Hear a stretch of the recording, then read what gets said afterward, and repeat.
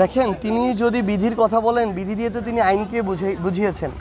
তিনি আমাদেরকে এটা দেখাক যে কোন আইনের ভিত্তিতে শাপলা প্রতীক কোনো একটা রাজনৈতিক দলকে বা এনসিপিকে বরাদ্দ দেওয়া যাবে না। আমরা আমাদের যারা আইনজ্ঞ আছেন, আইন নিয়ে পড়াশোনা করেন, আইন পড়ান, আইন তৈরি করেন, এরকম অনেক মানুষের সাথে আমরা কথা বলেছি। এনসিপিকে শাপলা প্রতীক দিতে কোনো আইনগত বাধা নেই বলেই আমরা আমাদের জায়গা থেকে শাপলা প্রতীক চেয়েছি। কিন্তু যখন আমরা এটা দেখতে পাই, আজকে উনি এই কথা কোন মুখে বলেন?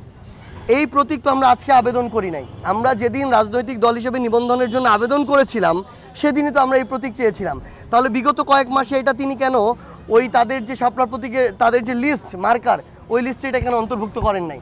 অবশ্যই তাদের হয় এটা নিজের দায়, দোষ, খামখেয়ালি, যে কারণে তারা অন্তর্ভুক্ত করেন নাই, অথবা কারো প্রভাবে প্রভাবিত হয়ে তারা এটুকু করার সৎ সাহস দেখাতে পারেন নাই।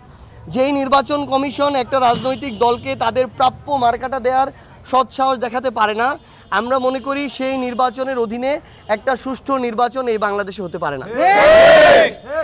আমরা এনসিপি আমাদের জায়গা থেকে অবশ্যই প্রত্যাশা করি যে আমরা শাপলা প্রতীক পেয়েই আগামী নির্বাচনে অংশগ্রহণ করব। এটা যদি তারা আমাদের সাথে অন্যায় করে, আমরা এই অন্যায়ের বিরুদ্ধে রাজনৈতিকভাবে মোকাবেলা করব।